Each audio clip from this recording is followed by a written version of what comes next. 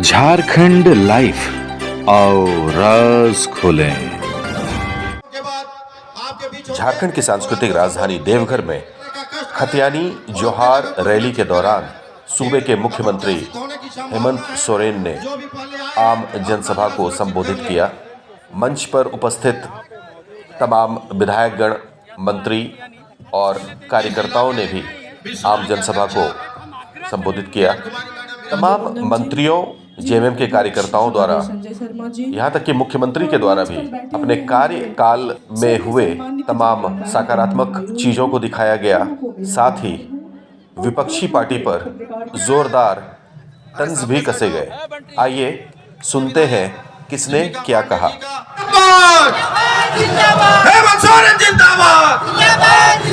सम्मानित नेतागण और मंच के सामने उपस्थित भारी संख्या में आई हुई हमारी महिला बहनें जो इस सरकार में अपने आप को सुरक्षित सशक्त महसूस कर रही हैं और काफी समय से मुख्यमंत्री जी का इंतजार कर रही थी। लेकिन हम लोगों ने सोचा था कि हमारा झारखंड बनेगा, अपने पैरों में खड़ा होगा।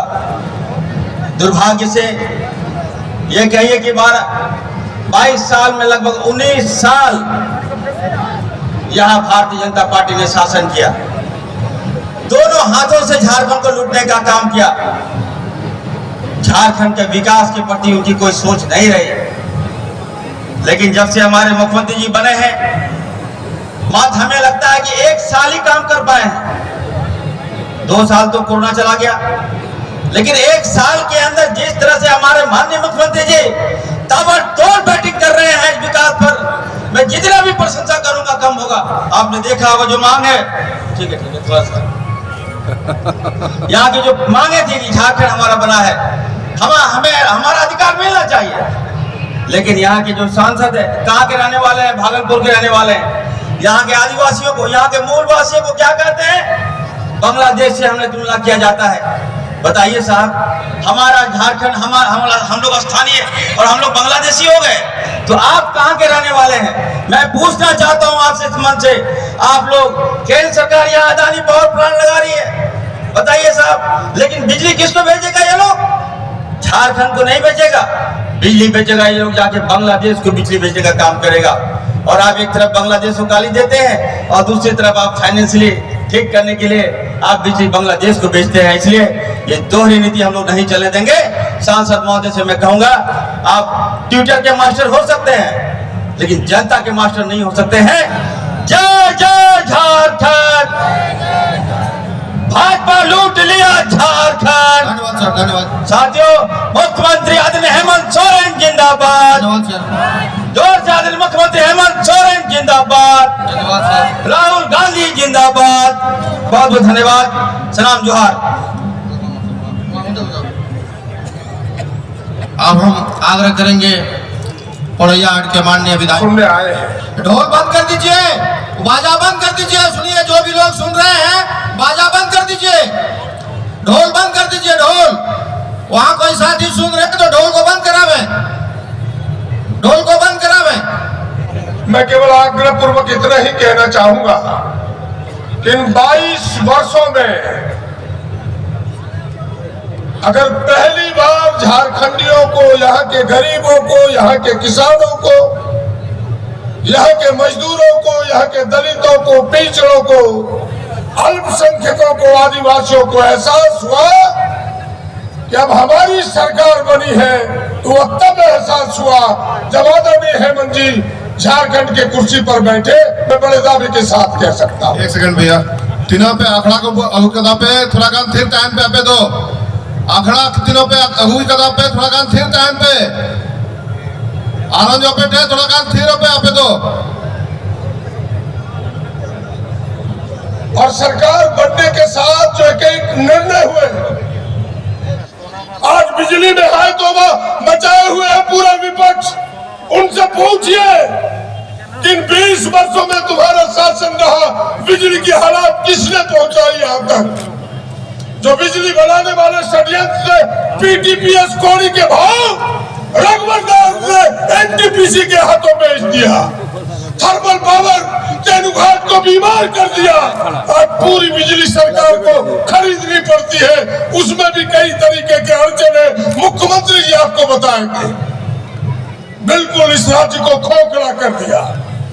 लेकिन उसमें से सबसे अगर कोई ऐतिहासिक फैसला हुआ है तो वो फैसला है 1932 का खतियान का फैसला। आपकी सबकी तालियां बजनी चाहिए, जो झारखंड के नौजवानों के लिए, झारखंड के किसानों के लिए है, झारखंड के बच्चों के लिए है। थाना मेरा, ब्लॉक मेरा, वीडियो बाहर का, थानेदार बाहर का, ये अब नहीं चलेगा। मैडम, इस खतियान के निर्णय के बाद एक आदमी के पेट में दर्द होने लगा। वो कहने लगा, उनके पेट में दर्द होते ही कि 1932 का खतियान बांग्लादेशी घुसपैठी के लिए है। यहाँ के लोग ठग है, यहाँ के लोग धूर्त है। जरा उनसे पूछिए। मैंने तो कह दिया कि अब देवघर गोड्डा में एक ही गाना चलेगा, मेरे अंगने में तुम्हारा क्या काम है। भागना मेरा है, लोग मेरे हैं, तो तुम यहाँ क्यों आए हो पूर्व प्लेयर बन के। मैंने भाइयों, मैं एक देहाती कविता कहा करता हूं उनके लिए कि पर के आटा पर के घिया संग बजावे दुबे जी नहीं चलेगा।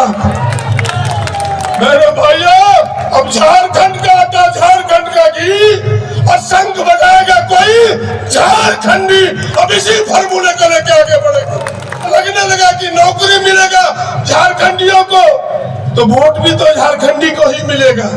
बेटा के पेट में दर्द हो गया, हमने कहा औकात है तो किसी गांव में आकर के कहा पैजामा खोल के झारखंडी तुम्हें बिहार भेज देगा, दावे के साथ कह सकता हूँ। ऐसे सरकार पे दबाव केंद्र सरकार का लगातार बना हुआ, उसके बावजूद ये कहना चाहेंगे कि आपका प्यार और साथ बना रहेगा। हेमंत सोरेन इसी तरह आगे बढ़ता रहेगा। नारा बुलंद करना चाहूंगा, महागठबंधन सरकार जिंदाबाद। था आप सभी लोगों ने उस विश्वास पर खरा उतरे, इसके लिए आप सभी बधाई के पात्र हैं। आप लोगों ने ये दिखला दिया कि हम हेमंत सोरेन के साथ हैं। आप आगे बढ़ें, आप 1932 का खतियान लागू कराएं, आप 27% आरक्षण लागू कराएं। हम आपके साथ हैं और आगे भी आपके साथ रहेंगे।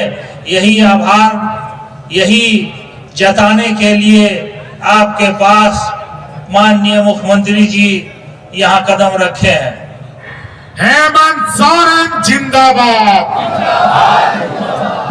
हेमंत सोरेन जिंदाबाद, महागठबंधन जिंदाबाद, सोनिया राहुल जिंदाबाद, लालू तेजस्वी जिंदाबाद। धन्यवाद।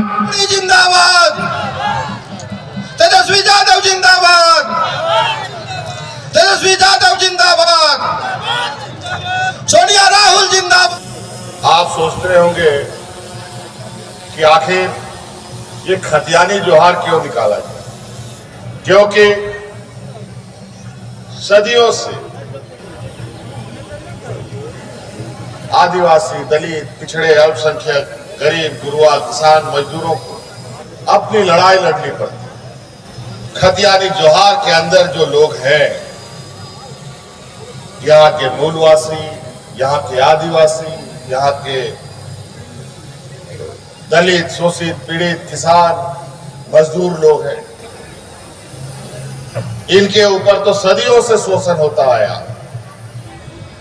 अभी हमारे लोग, बेचारा गांव देहात का लोग, ऑनलाइन पैसा निकालना डालना जानना भी नहीं ठीक से, सीखा भी नहीं ठीक से। कई लोगों का तो बैंक खाता भी नहीं है, और आज लोग क्रिप्टो करेंसी का बात करता है। किसी को मालूम है क्रिप्टो करेंसी क्या होता है? ये लोग इस देश का आदिवासी, दलित, शोषित, पीड़ित लोगों को इस स्थिति पे लेके जाएगा कि जहां फिर से वो गुलामी के जंजीरों में बांधकर घुटने टिका करके भीख मंगवाने के लिए मजबूर करने की तैयारी कर। हमने भारत सरकार को लिखा है कि रेल यातायात के माध्यम से बड़े पैमाने पर इस राज्य की खनन संपदाएं बाहर जा रही है। इसके ऊपर हम लोग एक जांच एजेंसी बैठाने जा रहे हैं, उसमें आप सहयोग करने का काम करें। अच्छा, बच्चा लोग आप लोग बैठ जाइए, आप लोग बैठिए ना। चलो, उत्साह अच्छी बात है और अच्छे बुला चीजों को सुनो। शांत रहिए।